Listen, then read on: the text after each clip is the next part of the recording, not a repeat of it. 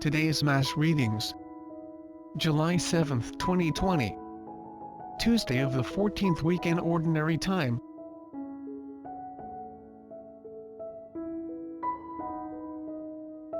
First reading. A reading from the book of the prophet Hosea. Hosea chapter 8 verse 4 to 7 and 11 to 13. Thus says the Lord. They made kings in Israel, but not by my authority. They established princes, but without my approval. With their silver and gold they made idols for themselves, to their own destruction. Cast away your calf, O Samaria. My wrath is kindled against them. How long will they be unable to attain innocence in Israel? The work of an artisan. No God at all. Destined for the flames. Such is the calf of Samaria. When they sow the wind, they shall reap the whirlwind. The stalk of grain that forms no ear can yield no flour. Even if it could, strangers would swallow it. When Ephraim made many altars to expiate sin, his altars became occasions of sin. Though I write for him my many ordinances, they are considered as strangers. Though they offer sacrifice, immolate flesh and eat it, the Lord is not pleased with them. He shall still remember their guilt, and punish their sins. They shall return to Egypt. The word of the Lord. Responsorial Psalm. Psalms chapter 115 verse 3 to 10. Let our response be, the house of Israel trusts in the Lord. Our God is in heaven. Whatever he wills, he does. Their idols are silver and gold, the handiwork of men. The house of Israel trusts in the Lord. They have mouths but speak not. They have eyes but see not. They have ears but hear not. They have noses but smell not.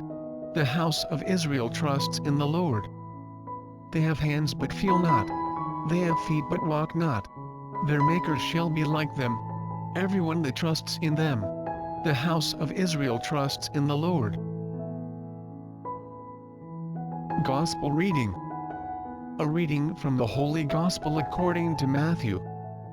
Matthew chapter 9 verse 32 to 38. A demoniac who could not speak was brought to Jesus. And when the demon was driven out, the mute man spoke. The crowds were amazed and said, "Nothing like this has ever been seen in Israel." But the Pharisees said, "He drives out demons by the prince of demons."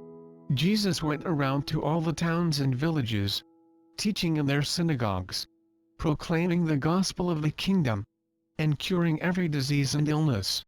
At the sight of the crowds, his heart was moved with pity for them, because they were troubled and abandoned, like sheep without a shepherd. Then he said to his disciples, "The harvest is abundant but the laborers are few. So ask the master of the harvest to send out laborers for his harvest." The Gospel of the Lord. Before we proceed with the video, don't forget to like the video and subscribe to our channel. Also, please hit the notification bell so you won't miss out when we release new videos. Feel free to share your comments, suggestions and reflections at the comments section down below. Thank you and God bless. Now, let's proceed with the video. The reflection on today's Gospel. Can you imagine what Jesus' eyes looked like when his heart was moved with pity? I imagine them big, brown, and absorbing all around him.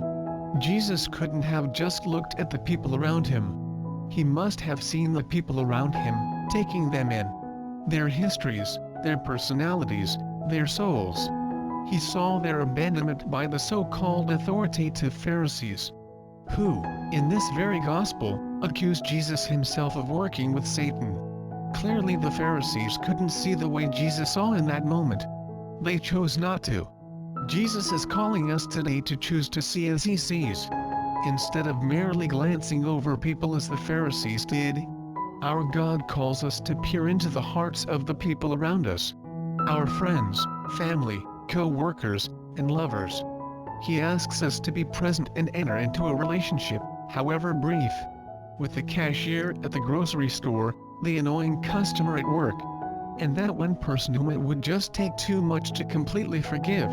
In truly seeing others, being present to them, and investing time in them, regardless of who they are. I believe Christ wants to show us something absolutely incredible. His own love and commitment to us. No matter how ordinary we may seem to ourselves, our God is madly in love with us exactly as He sees us. And He wants to serve and love us with all of Himself.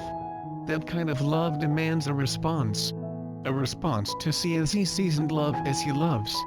How will you respond to His love today?